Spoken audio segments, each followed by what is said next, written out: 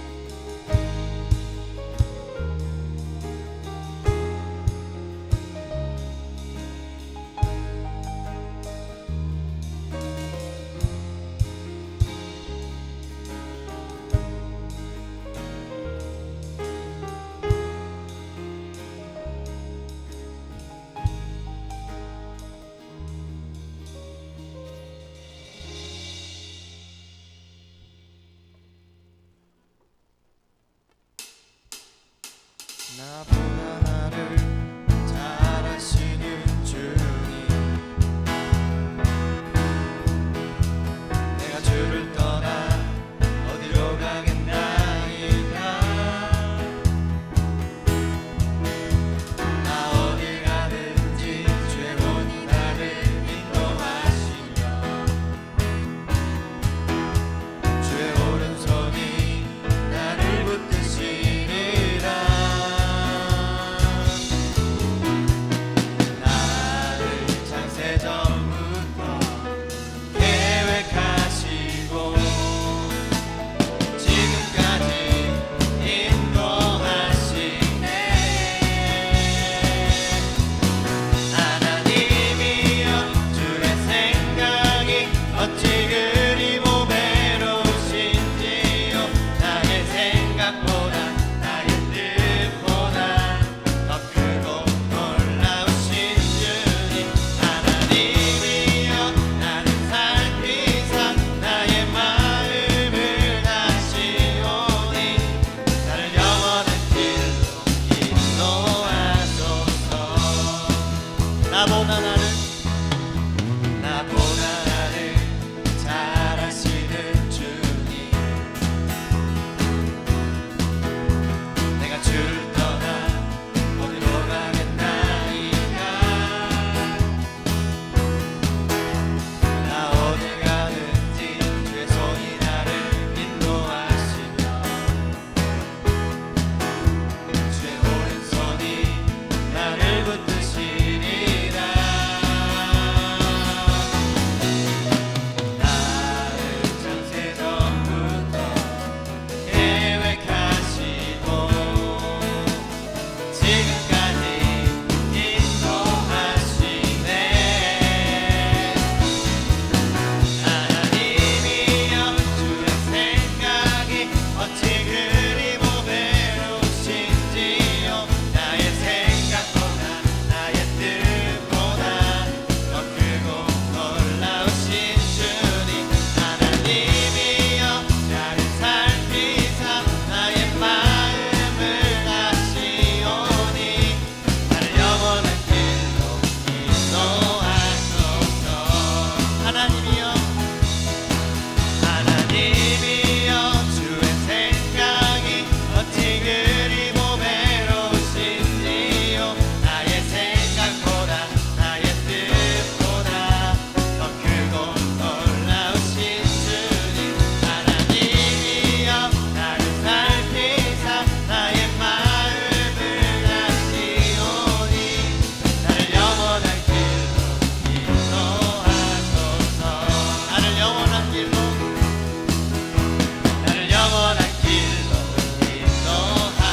인도하소서. 나를 영원한 길로 인도하소서. 할렐루야. 주님께 영광의 박수 올립니다. 아멘.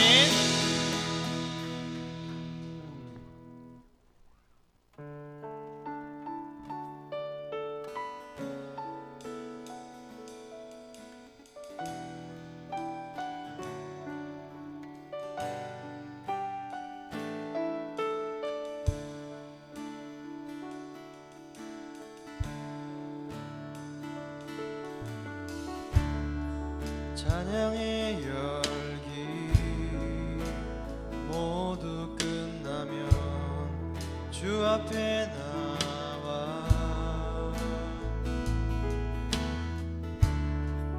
더욱 진실한 예배 드리네. 주님을 향한 노래 이상의 노래 내 맘 깊은 곳에 주께서 원하신 것 화려한 음악보다 끝없는 열정보다 중심을 원하시죠. 주님께 드릴 마음의 예배 주님을 위한 주님의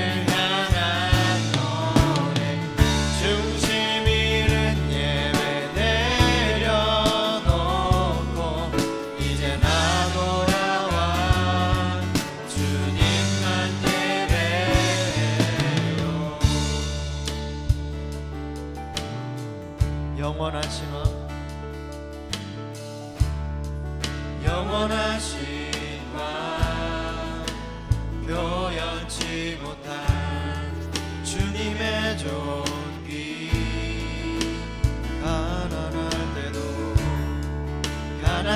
때도 연약할 때도 주의 모든 것 노래 이상의 노래 내 맘 깊은 곳에 주께서 원하신 것 화려한 음악보다 끝없는 열정보다 중심을 원하시죠.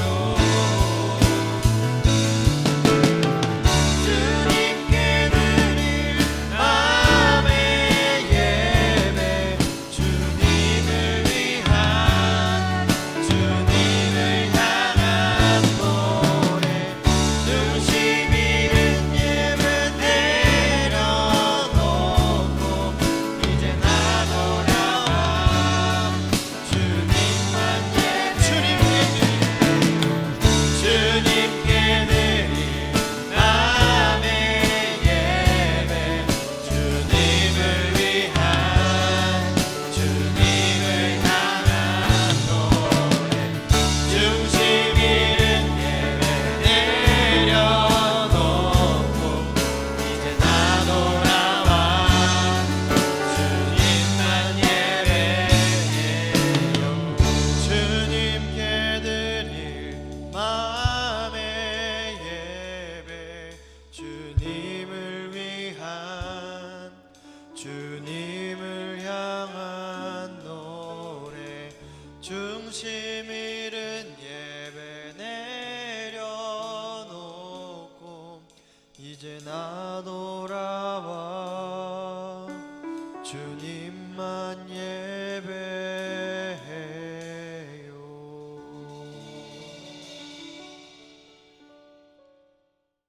오늘 우리에게 주시는 하나님의 말씀 함께 보겠습니다.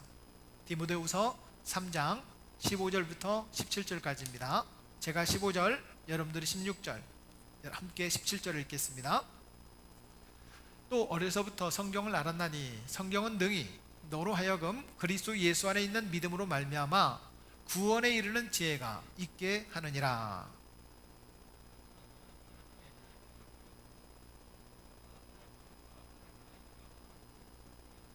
함께 보겠습니다. 이는 하나님의 사람으로 온전하게 하며 모든 선한 일을 행할 능력을 갖추게 하려 함이라. 아멘. 오늘 말씀은 성경은 신화인가 가짜인가 진짜인가 이런 뜻입니다. 1989년 미국의 인공생태 실험장을 4,000평을 만들었다고 합니다. 이 4,000평에다가 생태계 모습들을 다 만든 거예요. 밀림도 만들고 또 강도 만들고 바다도 만들고 또 거기에 필요한 물건들을 다 집어넣어 놨어요. 산호초도 만들고 3,000종의 식물도 넣어놓고 그리고 거기에 8명의 사람들이 2년 동안 그 안에서 사는 걸로 실험을 했습니다. 그런데 1991년 9월부터 1차 실험을 한 결과 18개월 만에 이 생태계 실험이 그만 실패로 끝이 나고 말았습니다. 그 시험의 이름은 바이오스피어 2라고 하는 생태 실험이었습니다. 왜냐하면 사람들이 지구가 이제 멸망을 하면 달나라에 가든지 다른 데 가서 이렇게 인공적으로 만들어서 살 수 있지 않겠냐라고 하는 것을 테스트해 본 거예요. 그런데 결국 왜 이 바이오스피어 2가 실패했는가를 봤더니 치명적인 불균형이 오더라는 거예요. 사람들은 가축들만 잡아먹었습니다. 그런데 이상하게 땅이 박테리아만 무성하고 잡초만 막 일어나더라는 거예요. 사람들이 가꾸고 또 가꾸는데도 잡초만 일어나고 박테리아만 더 활성화되어서 사람이 도저히 살 수 없는 그런 환경이 되고 말더라는 거예요. 사람들은 연구하면서 이렇게 생각을 했습니다. 왜 그럴까? 왜 이산화탄소가 더 많아지고 잡초가 무성해지고 개미와 곤충들만 번식하고 사람들이 살 수 없는 환경이 될까? 아무리 연구해봐도 모르겠다. 결국은 실패다. 이렇게 실험이 끝났습니다. 결국 사람들은 모르겠다. 이것이었습니다. 그 수많은 돈을 투자해서 그 많은 에너지를 투자해서 결국 뭐라고요? 모르겠다. 사람은 창조자가 아닙니다. 사람은 피조물입니다. 우리는 인간입니다. 인간 한계로는 알지 못하는 부분들이 있다는 거예요. 우리 경제가 좀 일어나려고 했습니다. 일본의 경제를 보복을 잘 극복하고 우리가 일본도 깜짝 놀랄 만큼 우리 한국 경제가 잘 일어나려고 했습니다. 그런데 이 코비드19라는 이 코로나19가 이렇게 찾아올 것을 누가 알았겠습니까? 지금 전 세계의 의료진들은 한국이 집단 감염되는 이런 모습 속에서 가장 잘 대처를 잘하고 있다. 세계 언론은 그렇게 우리 한국을 향해서 의료 계통을 칭찬하고 있다고 합니다. 우리만 몰라. 우리만 서로 막 비난하고 이게 잘못했다 막 그렇게 하고 있지, 전 세계의 의료진들은 한국이 정말 놀랍게 대처를 잘하고 있다라고 평가를 하고 있다고 합니다. 어디로부터 왔는지 알지 못하는, 아직도 추측만 하고 있을 뿐, 이 코비드19라는 코로나19가 우리 세상에 찾아왔습니다. 그 크기를 보니까 80에서 100 나노미터라고 합니다. 나노미터. 그 기준을 잘 알지 못해요. 아무튼 너무 작아요. 지금 마스크를 하고 있지만 코비드19가 만약에 이 바이러스가 찾아오면 그 뚫고 지나갑니다. KF94라고 하는 마스크가 94%를 걸러줄 수 있대요. 지금 제가 보니까 KF94를 끼고 있는 분들은 없어요. 다 뚫어요. 그래도 안 쓰는 것보다는 쓰는 게 낫다. 뭐 이래서 우리가 쓰고 있는 거예요. 결국 사람들은 어디에서부터 왔는지도 모르는 이 코로나19라는 이 바이러스 때문에 점점 거리를 두기 시작했습니다. 오늘 칼럼을 잘 읽어보십시오. 사회적 거리두기라고 하는 칼럼을 제가 썼는데요, 이 사회적인 거리를 좀 두자는 거예요. 몇 미터 이상? 2미터 이상 거리를 두자는 거예요. 부부가 아니면 2미터 이상 떨어지십시오. 2미터 이상 떨어져야 돼요. 결국 사람들은 모른다는 것을 인정해야만 안다는 거예요. 뭔가 안다는 것을 말하면 모르는 거예요. 그런 시대가 되어보고 말았어요. 잘 모르겠다. 그래서 우리는 어떤 기준들을 만듭니다. 그거를 이런 기준에서는 마스크를 써도 돼요. 마스크 대란이 나니까 1000마스크라도 빨아서 써도 돼요. 원래는 안 된다고 했거든요. 근데 워낙 없으니까, 모자라니까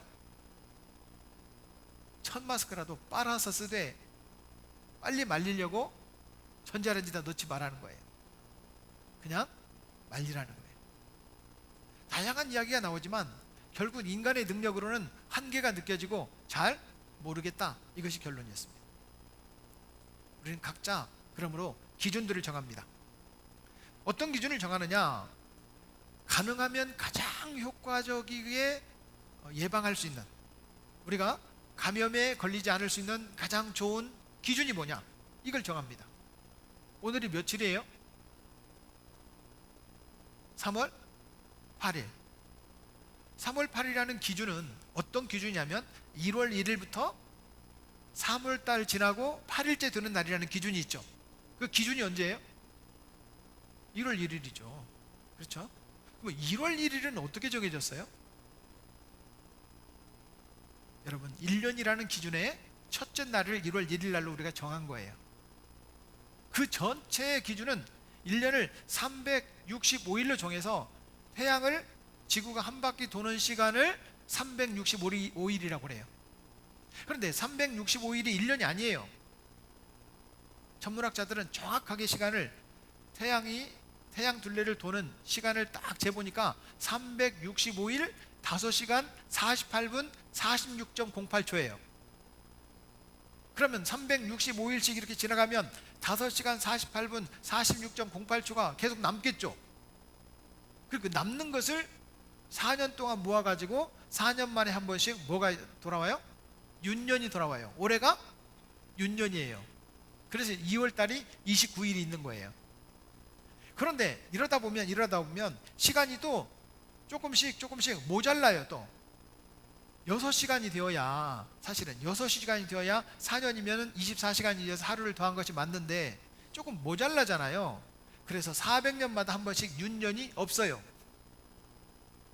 결국 기준이 뭐예요? 지구예요? 아니에요. 태양이 기준이에요. 태양 둘레를 한 바퀴 도는 그 기간을 공전이라고 하는데, 그 기준이 필요하단 말이에요. 태양 주위를 돈다. 한 바퀴 도는 것을 몇 년이다? 1년이다. 며칠이에요? 아니에요. 365일 5시간 48분 46.08초. 우리가 그걸 계산하는 사람이 누가 있어요? 그냥 1년 365일 이렇게 말하죠. 4년마다 366일 이렇게 말하는 거예요. 기준이 필요해요. 여러분, 우리가 11시에 예배를 드립니다. 기준이 정해졌어요. 우리는 언제 예배 드릴지 모른다면 사람들이 왜 예배 안 드려요? 라고 기준을 모르기 때문에 아무 때나 교회 올 거예요. 11시에 예배 드려요. 9시에 예배를 드려요. 기준이 필요하거든요. 맞습니다. 우리는 기준을 따집니다. 그 기준이 뭐냐라고 하는 거예요. 이렇게 살면 되겠다, 이렇게 살면 안 되겠다 라고 하는 기준을 정합니다. 직장을 선택할 때 우리는 기준을 정합니다. 어떤 직장이 좋은 직장이에요? 김예순 목사님, 어떤 직장이 좋은 직장이에요? 돈 많이 주는 데가 좋은 직장이라고 합니다. 보통 사람들은. 우리 학생들은 좋은 대학에 가려고 합니다. 어떤 대학이 좋은 대학이에요? 네, 그런 대학이 좋은 대학이에요. 근데 어떤 대학에 가고 싶어요? S대학에 가고 싶어요. 그런데 내가 갈 수가 없어. 그럼 내가 지원하는 대학에 가는 거예요? 아니요. 나를 오라는 대학에 가는 거예요. 기준들을 정해요. 나는 그 대학에 가고 싶은데 오라고를 안 해. 그러면 내가 지원하는 대학에 가는 것이 아니라 그 여러 대학 중에서 다 합격하면 내가 선택해서 갈 수 있지만 그러지 않아요. 나를 허락해주는 대학에 가는 거예요. 우리는 각자의 기준을 갖고 살아갑니다. 20세기가 낳은 세계적인 신학자요 철학자였던 칼 바르트라는 목사님이 계십니다. 이 목사님이 노년에 미국에 방문해서 강의를 하는데 한 신학생이 질문을 합니다. 정말 훌륭한 신학자요 철학자이기 때문에 이분에게 좋은 대답을 듣고 싶어서 이런 질문을 했습니다. 박사님의 마음을 사로잡는 가장 큰 진리는 무엇입니까? 라고 물었습니다. 그러면 대단한 이야기를 말씀해 주실 줄 알았어요. 그랬더니 칼바르트 목사님은 이렇게 대답했습니다. 예수님께서 나를 사랑하십니다. 이것을 내가 압니다. 왜냐하면 성경이 내게 그렇게 말씀하고 있기 때문입니다.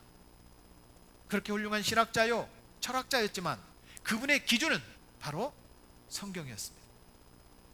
저는 오늘 성경에 대한 이야기를 하려고 합니다. 사랑하는 여러분, 오늘 우리에게 쓰여진 디모데후서라고 하는 성경은 목회서신이라고 합니다.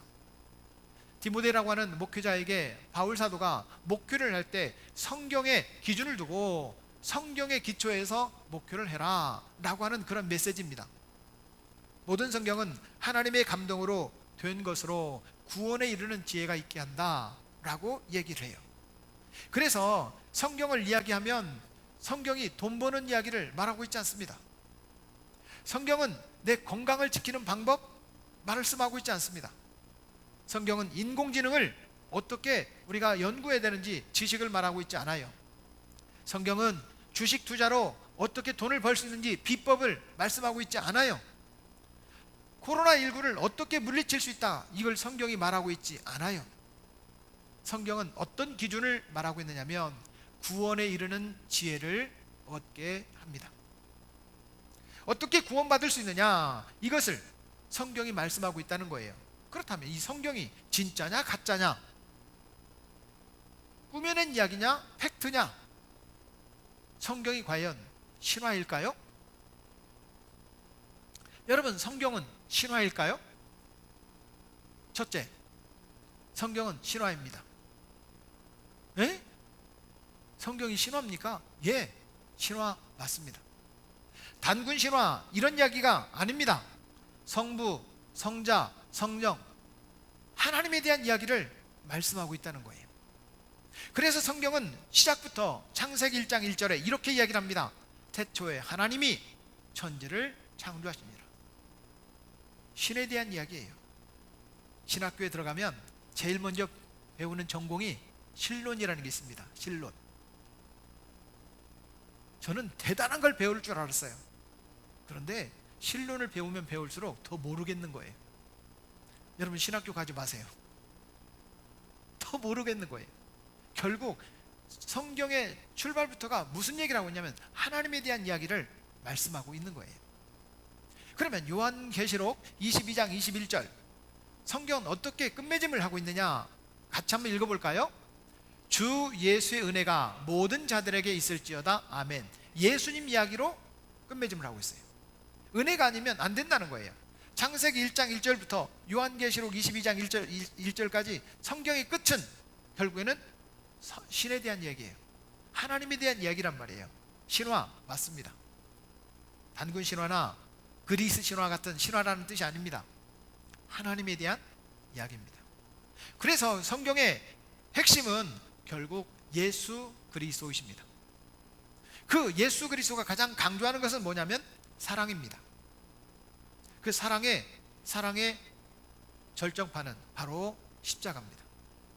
그러므로 기독교는 십자가 사랑의 종교라고 말할 수 있습니다. 사랑하는 여러분, 십자가 사랑의 종교, 이것은 성경이 내가 잘났다, 내가 너보다 더 똑똑하다, 이걸 말하고 있지 않아요. 내가 죽어야 된다는 거예요. 내가 죽어야 된다는 거예요. 누구처럼? 예수님처럼. 성경은 우리에게 그걸 가르쳐주고 있어요. 내가 너하고 경쟁해서 이겼다, 너보다 내가 1등이다, 이걸 말하는 것이 아니라 예수 그리스도처럼 내가 죽어야 된다는 거예요. 그러므로 바울 사도는 이렇게 말하고 있습니다. 나는 날마다 죽노라. 따라하겠습니다. 나는 날마다 죽노라. 바울은 예수님처럼 내가 죽겠다는 거예요. 우리도 예수님을 잘 믿으면 잘 믿을수록 성경 말씀대로 내가 죽어야 돼요. 다른 사람을 더 잘 되게 하기 위해서 내가 좀 낮아지는 거예요. 성경은 그것을 가르쳐주고 있습니다.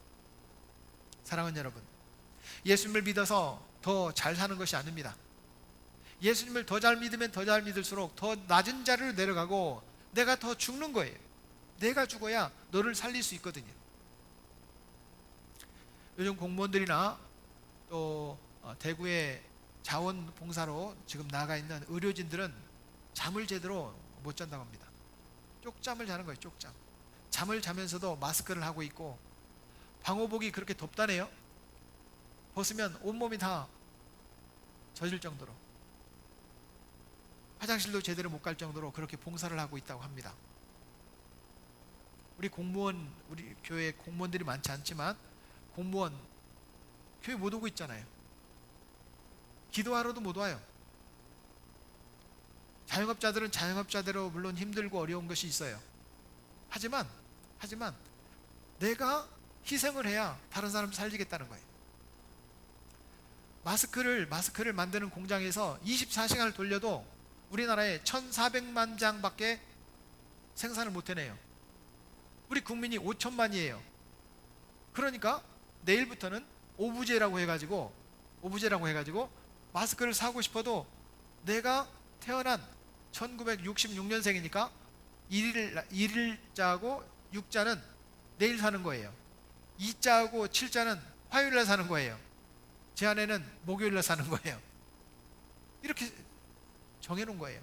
아무리 희생을 해도 못 맞추는 거예요. 그럼에도 불구하고 마스크업자들은 24시간을 돌릴 정도로 계속 마스크를 생산해내고 있습니다. 내 수고가 다른 사람에게 유익을 주기 위해서. 세상은 점점 각박해지고 너를 딛고 일어나 내가 이기겠다는 거예요. 성공하겠다는 거예요. 그런데 성경은 오히려 반대 이야기를 합니다. 예수님을 믿어서 내가 죽겠다는 거예요. 내가 죽겠다는 거예요. 예수님을 믿고 다시 살겠다는 거예요. 다른 가치관을 가지고 살겠다는 거예요. 저는 이 말씀을 함께 읽어보길 원합니다. 갈라디아서 2장 20절 말씀 함께 읽겠습니다. 내가 그리스도와 함께 십자가에 못 박혔나니 그런즉 이제는 내가 사는 것이 아니요 오직 내 안에 그리스도께서 사시는 것이라. 이제 내가 육체 가운데 사는 것은 나를 사랑하사 나를 위하여 자기 자신을 버리신 더 크게요 하나님의 아들을 믿는 믿음 안에서 사는 것이라. 이제는 지금까지 가치관하고는 다른 가치관을 살겠다는 거예요. 이게 우리가 성경이 가르쳐주는 교훈이에요. 믿음으로 살겠다.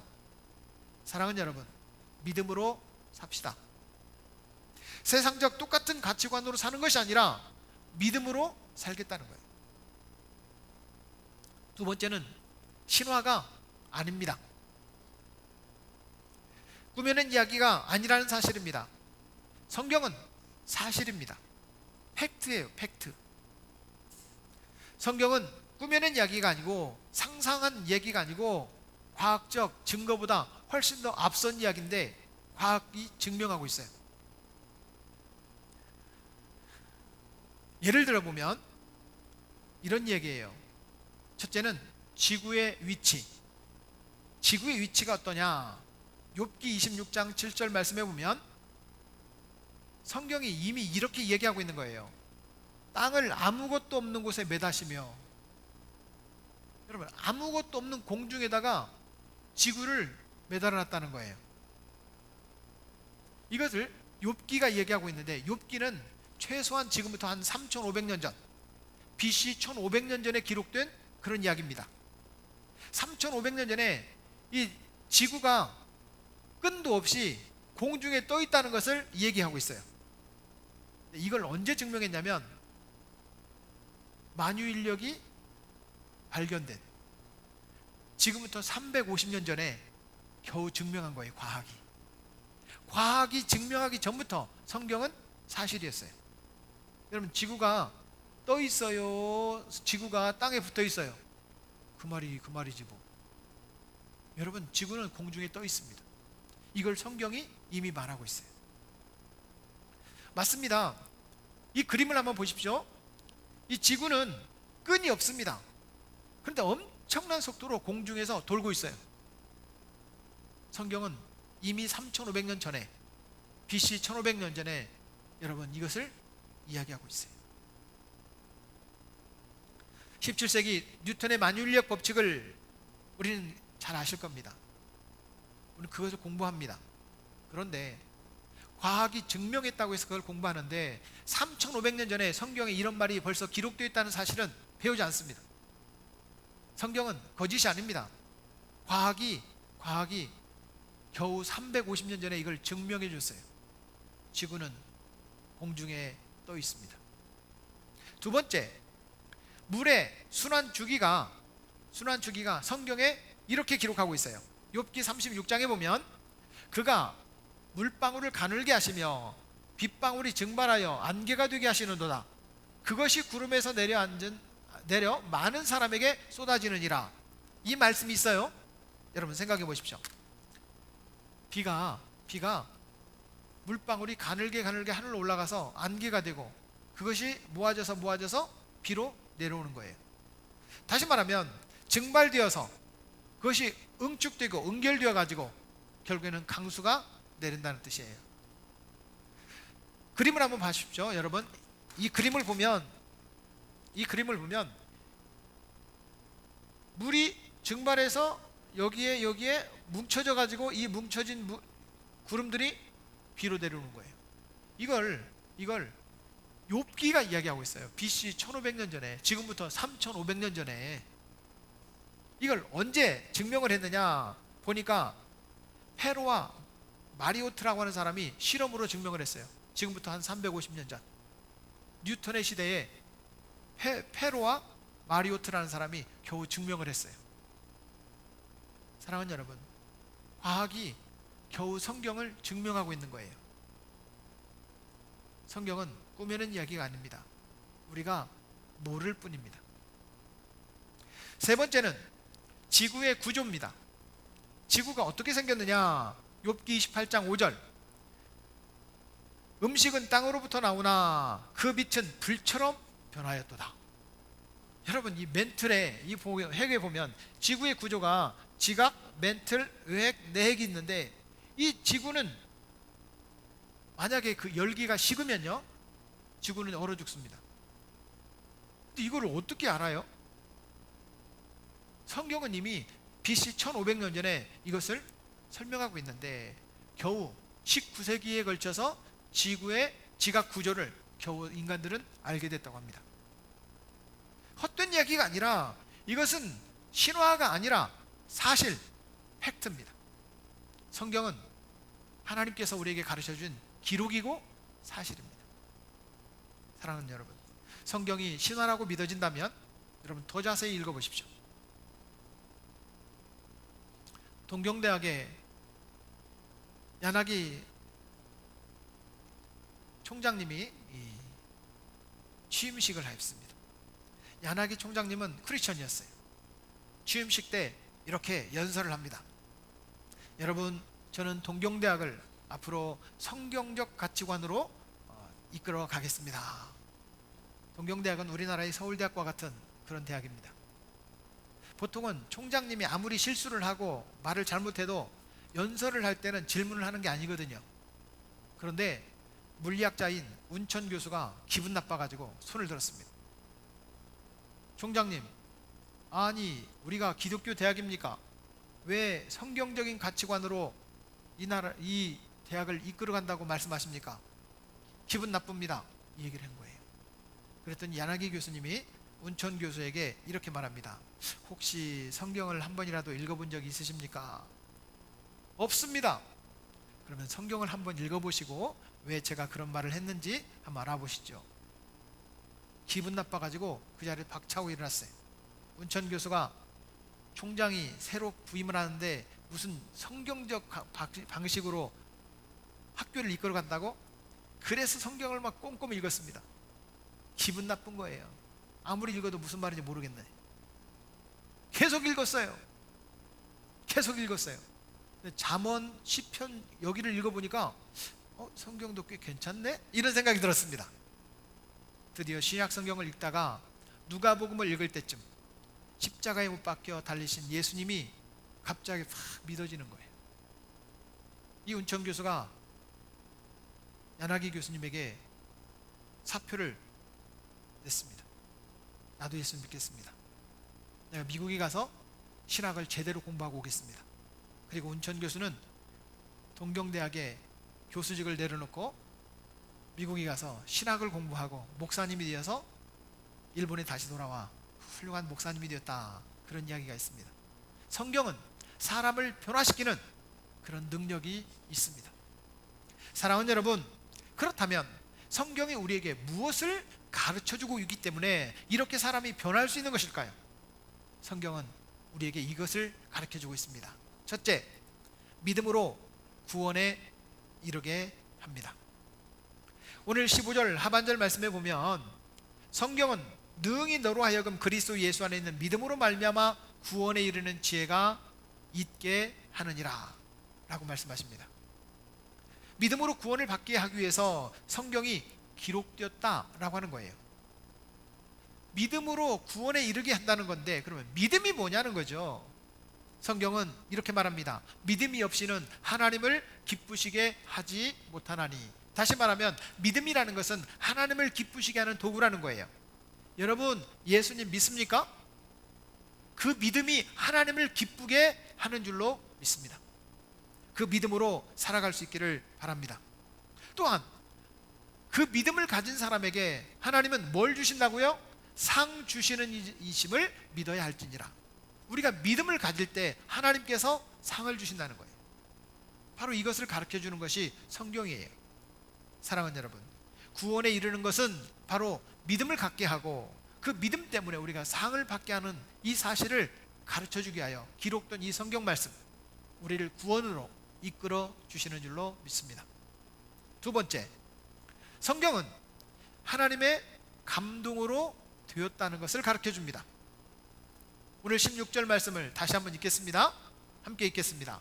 모든 성경은 하나님의 감동으로 된 것으로 교훈과 책망과 바르게 함과 의로 교육하기에 유익하니. 아멘. 이 감동이라는 말은 잘 가슴속에 확 와닿지가 않아요. 그래서 여러 번역본들을 찾아보다가 영어 성경에 보니까 이런 말로 번역이 되어 있는 거예요. God blessed 라는 말로, God blessed라는 말로 이 감동을 표현하고 있었어요. 이걸 또 영어 성경을 찾아보니까 뭐라고 되어 있냐면, 사전에 보면 성대가 흔들리지 않는, 소리는 성대가 흔들려서 소리가 나오는 거거든요. 근데 성대가 흔들리지 않아요. 하나님의 감동이라는 것은 하나님께서 목소리로 말해 주신 것이 아니라는 뜻이에요. 사랑하는 여러분, 성경은 분명히, 영어 성경을 한번 보여주십시오. 거기에 보면 모든 성경은 하나님의 감동으로 됐다라고 이렇게 표현되어 있어요. 하나님의 감동으로, 목소리가 흔들려서 주신 것이 아니라 하나님께서 우리 마음에 깨닫게 해주신 것으로 기록됐다는 거예요. 하나님께서 이 God blessed라는 말을 찾아보면 창조적인 자극이라는 뜻이 있어요. 하나님께서 성경을 기록한 저자들의 마음을 자극을 주신 거예요.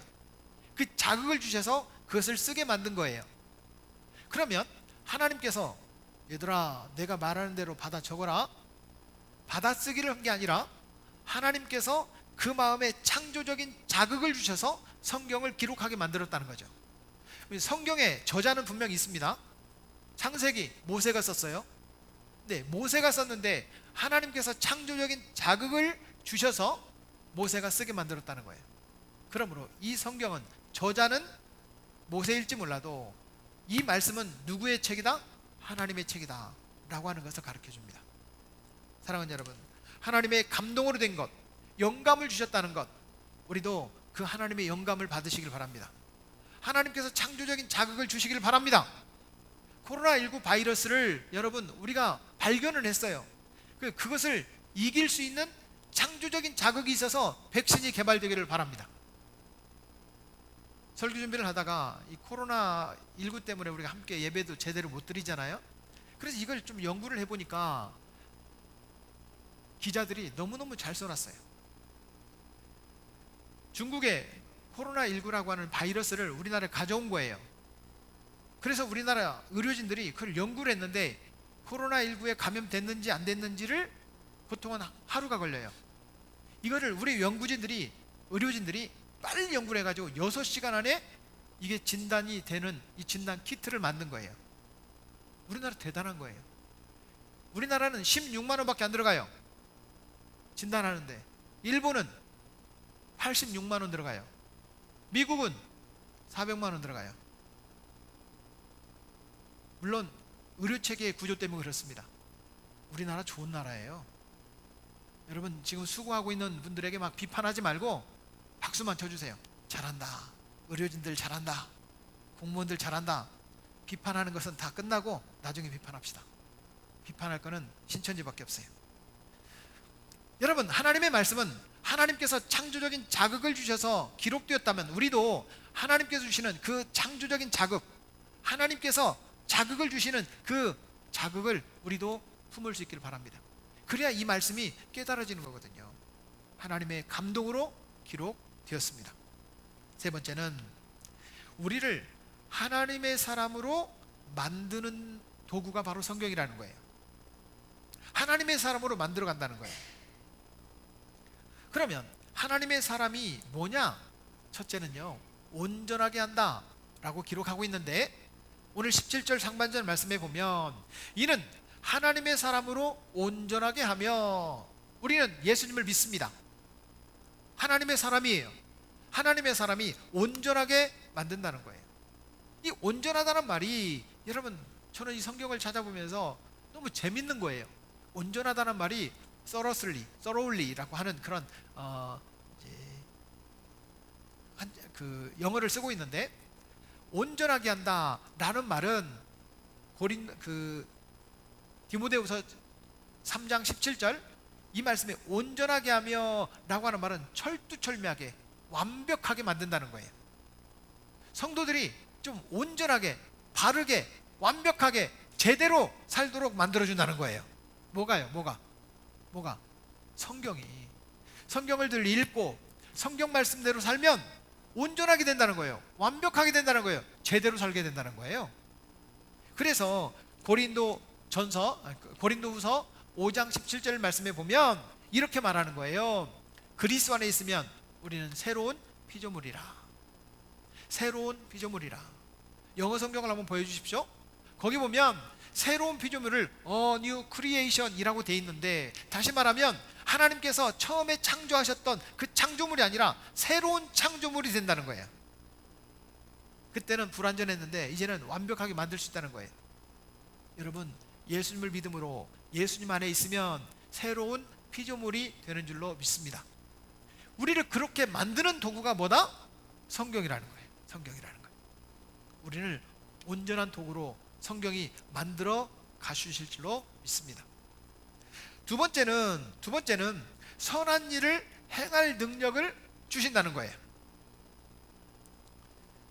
17절 하반절에 보면 모든 선한 일을 행할 능력을 갖추려 함이니라. 제가 영어 성경을 쭉 보면서 이런 번역이 되어 있더라고요. 앞에요. 모든 선한 일을 행할 능력을 갖추게 하려 함이라. 선한 일을 행할 능력을 갖춘다 라고 하는 말을 찾아보니까 영어에는 뭐라고 되어 있느냐면 모든 선한 일을 하도록 준비되어 시킨다는 거예요. 이 말이 준비시킨다는 말이에요. 앞에 보면 완전하게 준비시킨다는 거예요. 우리가 착하게 살도록 마음의 준비가 된다는 거예요. 사람이요, 착한 일보다는 좀 못된 일을 많이 하거든요. 이 사람의 죄성이라는 것이 좋은 일보다는 안 좋은 일에 더 민감하거든요. 이번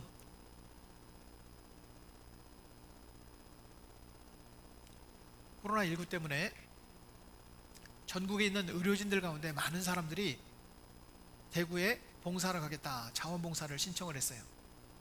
근데 자원봉사를 신청한 사람들 가운데도 연세 드신 분들이거나 또 기저질환이 있는 의료진들은 안 받아줘요. 자원봉사를 신청하신 분들이 너무나도 많아요.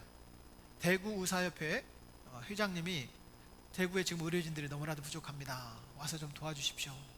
그랬더니 하루 만에 한 270명 정도가 지원을 했어요. 여러분, 우리나라가 아직도 희망이 있다는 뜻이에요. 마음이 따뜻한 거예요. 함께 도와주고 싶어요. 우리 전라북도 한의사협회에서는 쌍화탕을 막 보냈어요. 그럼 안 보내셔도 됩니다 라고 말을 하지만, 또 어떤 데는 또 건강식품을 보내요. 어떤 데는 막 물을 보내요. 어떤 데는 뭘 보내요. 네, 모 기업은 300억을 보냈어요. 별로 안 놀라네. 300억을 보냈어요. 대구에다가. 신천지가 보내주는 돈은 안 받았어요. 다 준비가 되는데 그래도 사람들의 마음이 아직도 따뜻하구나. 대한민국은 희망이 있습니다. 이기적이지 않다는 거예요. 사람을 도와줄 수 있는 준비가 되어 있어요. 하나님께서 이 민족을 저는 하시기를 소망합니다. 사용해 주실 줄로 믿습니다. 우리도 대구 가지 마십시오. 그러나 대구를 위해서는 기도합시다. 대구에서 오는 사람 오지 못하게 막 바리케이트 쳐놓고 막지 마십시오. 우리도 도와줘야 돼. 대구의 확진자들이 광주에 가서 치료를 받고 있다고 하죠. 광주에 있는 사람들이 막 물건을 보내요. 전주에 있는 사람들이 막 물건을 보내요. 대구를 살리겠다는 거예요. 대구가 살아야 우리나라가 삽니다. 그 옆에 보면 경산이라는 그 조그만 도시가 있어요. 대구 옆에 끼어 있는데 보통 대구 생활권인데 이 경산에 있는 목사님이 문자를 보내왔어요. 지금 경산도 난리가 났다는 거예요. 경산을 위해서도 기도해달라. 대구만이 아니라는 거예요. 경산, 홍화, 여러분 난리가 났어요. 함께 기도해 줘야 돼요. 말씀의 결론을 맺으려고 합니다. 여러분 성도입니까? 여러분 성도입니까? 성경이 하나님의 말씀인 것을 믿으십니까? 이거는 신화가 아니라 팩트라는 거예요. 하나님께서 의도가 있어서 우리에게 주신 말씀이에요. 구원에 이르는 지혜가 있게 하시는 말씀인 줄로 믿으시기를 바랍니다. 결론은 요한계시록 1장 3절 말씀이 우리에게 이렇게 살라고 말합니다. 같이 한번 읽겠습니다. 이 예언의 말씀을 읽는 자와 듣는 자와 그 가운데 기록한 것을 지키는 자는 복이 있나니 때가 가까움이라. 아멘. 우리가 할 일이 세 가지가 있다고 합니다. 첫째는 읽는 것입니다. 성경을 읽어야 합니다. 사람들은 성경을 읽지 못하는 이유가 있다고 합니다. 성경이 안 읽어져요. 성경을 읽을 수가 없어요. 핑계들을 한번 보십시오. 첫째, 죄로 인해 영혼이 병들었기 때문에 성경을 못 읽어요. 둘째, 성경의 가치와 중요성을 모르기 때문에 못 읽어요.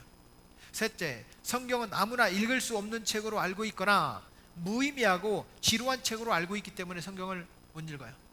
넷째, 말씀을 읽는 습관이 되어 있지 않아서 못 읽어요. 다섯째, 바쁘고 피곤하기 때문에 성경을 못 읽는데요. 등등등. 성경을 안 읽으려면 못 읽을 이유가 그렇게도 많아요. 성경을 읽으려고 마음먹으면 꼭 읽지 않으면 잠이 안 와요. 성경 읽어보세요. 잠이 잘 옵니다. 오늘 저녁부터 한번 읽어봅시다. 혹시라도 잠이 안 오면 성경을 읽으세요. 그럼 너무 은혜가 돼가지고 이제는 나중에 여러분 잠이 올 거예요. 성경을 읽으라는 거예요. 우리 교회에서는 평일날은 석장, 주일날은 5장 성경을 읽는 운동을 합니다. 성경을 읽어야 그 성경이 나를 완전하게 만든다는 거예요. 구원에 이르게 돕는다는 거예요. 성경을 여러분 읽으시기를 축복합니다. 두 번째는 성경을 들어야 합니다. 성경을 듣는다? 바로 설교를 말하는 것입니다. 지금도 이 자리에 참석하지 못한 많은 우리 교회 성도들이 있고 또 공예배로 모이지 못하는 많은 교회들이 있습니다. 적어도 44% 정도의 초대형 교회들이 지금 예배를 안 드리고 있어요. 세상 사람들은 56% 교회가 지금 예배를 강행하고 있다고 비판하지만 44%의 교회가 예배를 지금 문을 닫고 안 모인다는 것에 대해서 주목하지 않습니다. 예배를 안 모이고 있어요. 여러분 그럼에도 불구하고 그런 예배를 안 모이는 교회들은 방송, 영상, 송출 시스템이 돼 있어요. 그런데 10명밖에 안 모이고 20명밖에 안 모이는 그런 교회들은 그런 시스템도 몰라요. 그러면 예배 자체를 안 드리는 거예요. 설교를 아예 안 들어요. 성경은 우리에게 말합니다. 하나님의 말씀을 선포된 말씀이라고 말합니다. 그것을 설교라고 말해요. 설교를 들어야 합니다. 그 말씀이 나에게 주시는 말씀으로 들려지기를 축복합니다. 자꾸 하나님의 말씀을 듣고 그 말씀대로 살아야 되겠다라고 설교 말씀을 들으시기를 축복합니다. 세 번째는 지켜 행해야 합니다. 따라하겠습니다. 성경을 읽어야 합니다. 성경을 들어야 합니다. 성경을 지켜 행해야 합니다. 하나님의 말씀대로 살라는 거예요. 읽을 수 있습니다. 들을 수 있어요. 근데 그대로 안 살아요. 그러면 성경을 읽지 않은 것과 같습니다. 듣지 않은 것과 같아요. 그 말씀대로 살 수 있기를 축복합니다.